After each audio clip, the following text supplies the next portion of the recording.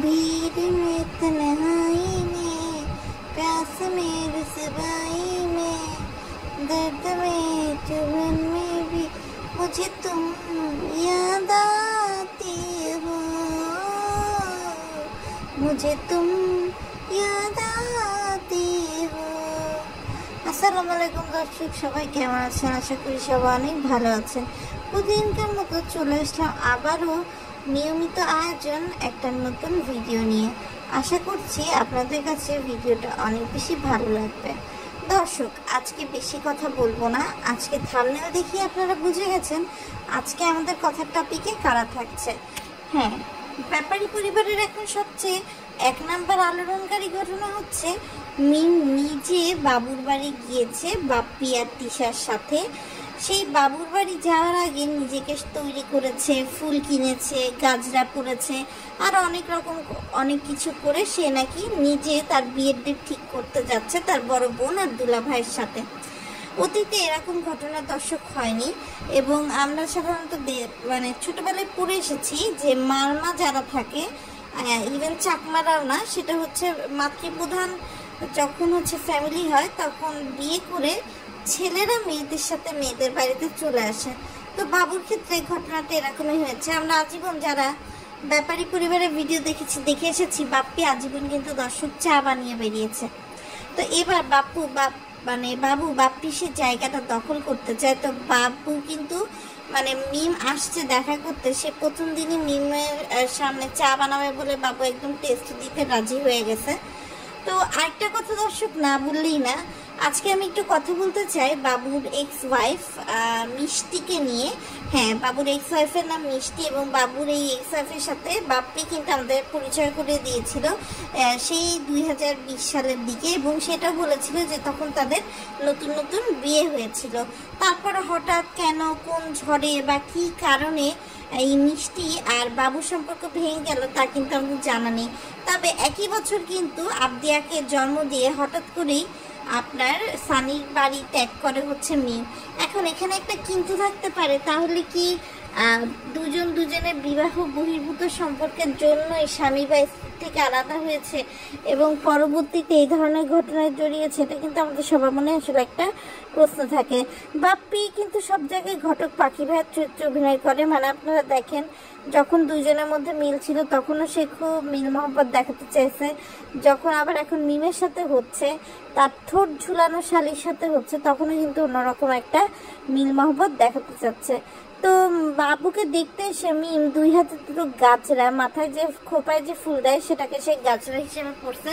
কেন পড়ছে দর্শক জানি না, তবে এই ধরনের তো দর্শক ওই যে চামেলি সিনেমায় কারিনা কাপুরকে পড়তে দেখছি, যেখানে কারিনা কাপুর একজন প্রস্টিটিউটের চরিত্র অভিনয় করছে। অথবা পাকিস্তানি নাটকে দর্শক দেখেছি যে যখন মেয়েদের রুকসাতি হয়, অর্থাৎ বিয়ের পর শ্বশুর বাড়ি একেবারে থাকতে চলে যায়, তখন দুই হাতে দুটো দিয়ে পড়ে।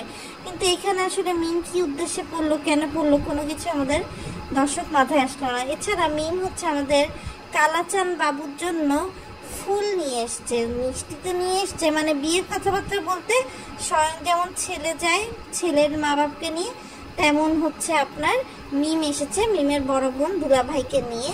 এবং তিশা তার আগে একটা কনফারেন্স বলবো না, যেহেতু সে এটা রেকর্ডেড বলছে, সেখানে সে মিমকে নিয়ে এসে বলছে, এবং মিম সেখানে বলছে যে তার অনেক ধৈর্য, সবাই সব কিছু জানে না যে সে কিভাবে ধৈর্য ধরছে। অনেকে কমেন্ট করে যে সে এখন এক বাচ্চার মা, সে কিভাবে কি করে। এখন সে বলছে যে যদি দর্শকদের কারো জলে দর্শকরা চোখ বন্ধ করে রাখুক, তার যেটা করার সে সেটা করবেই। আরেকটা বিষয় দর্শক খেয়াল করলাম, এই যে মিম আর সানি, এদের মধ্যে কিন্তু অনেক ভালো বন্ডিং ছিল, এবং মিম সানির যে ভিডিওগুলো সেগুলো কিন্তু অনেক বেশি ভিউ পেয়েছে, যে কারণে কিন্তু মিম এখন চাইলেও সানির সাথে সেই ভিডিওগুলো দর্শক একেবারে সরিয়ে দেয় না, সেখানে কিন্তু আছে। একইভাবে বেকার বাবুকে বিয়ে করে মিষ্টি যে ঘর বাঁচছিল, মিষ্টির সাথে বাবুর যে কেমিস্ট্রি ছিল তা হঠাৎ করে কি করে উবে গেল দর্শক, এটাও কিন্তু একটা দেখার বিষয় আছে। আরেকটা বিষয় দর্শক খেয়াল করলাম যে বাবুর বড় বোন শারমিন, যে কিনা গতকালকে আপনার ফেসিয়াল করতে গিয়ে পরে অসুস্থ হয়ে গেছিল, সেই শারমিন কিন্তু আসলে মিমকে নিয়ে খুব বেশি এক্সাইটেড যে কিভাবে কি করবে না করবে, তার মধ্যে একটা এক্সাইটমেন্ট কাজ করছে, এর মধ্যে আবার জ্বর বাঁধে ফেলছে। তবে সবচেয়ে ফ্যাকরে বাঁধাইছে হচ্ছে আপনার ফুফাতো ভাইটা এসে, কারণ সে তো আসছে তার চ্যানেলের জন্য ভিডিও করতে, কিন্তু আসলে তো হচ্ছে আপনার মানে এমন একটা জগা খিচুড়ি সে পাকাইছে যে সবাই অনেক বিরক্ত হয়ে গেছে। আর একটা বিষয় না বললেই না, সেটা হচ্ছে বাপ্পির যখন সানির সাথে মিল ছিল তখন কিন্তু সে খুব কাছে টেনে নিছে। ইভেনচুয়ালি যখন হচ্ছে আপনার মিমের সাথে সম্পর্কটা অবনতির দিকেও যায়, তখনও কিন্তু আমরা দেখেছি যে মিমের বিষয়ে বাপ্পি আর সানি একই সাথে বসে আলোচনা করছে, কথা বলছে। কিন্তু আসলে বাবু আর মিম যে পরিমাণ নষ্টামি শুরু করছে দর্শক, না বললেই না। যে দেখেন মানে তারা কিন্তু বিয়ের আগে থাকতো একরকম, এখন তাদের যখন তারা দেখছে যে তারা অনেক দূর চলে গেছে, এখন আর লুকানো সম্ভব না, তখন তারা কিন্তু হচ্ছে দর্শক তাড়াহুড়া করে বিয়ের ডিসিশন নিচ্ছে। কারণ এরপরে কিন্তু আপনার প্রেগনেন্সি কোনোভাবেই লুকানো পসিবল হবে না, এই জন্য কিন্তু আসলে এখন উঠে পড়ে লেগেছে। বাবু আবার চা বানিয়ে বলতেছে যে মিমের অনেক পছন্দ। আর এদিক দিয়ে একটা বিষয় দর্শক খেয়াল করলাম, সেটা হচ্ছে বাবুর বাপ যখন বেঁচে ছিল তখন কিন্তু দর্শক এইগুলো করার কোনো সাহসী এরা পায় নাই, কিন্তু যেই বাবুর বাপটা মরে গেল 4-5 মাস হতে পারলো না, সেই কিন্তু সবাই একসাথে গেড়ে বসছে বাবুদের বাড়িতে। আর একটা বিষয় খেয়াল করলাম, তানজিলা কিন্তু এই ব্যাপারে কোনো মাথা ব্যথাই নাই, সে আছে নিজের জানাতে, নিজে কখন কোথায় কি কিভাবে করা যাবে না করা যাবে, নিজের স্বামীকে নিয়ে কিভাবে কন্টেন্ট ক্রিয়েট করা যাবে, কিভাবে পেজের জন্য করা যাবে, এগুলোই দর্শক হচ্ছে।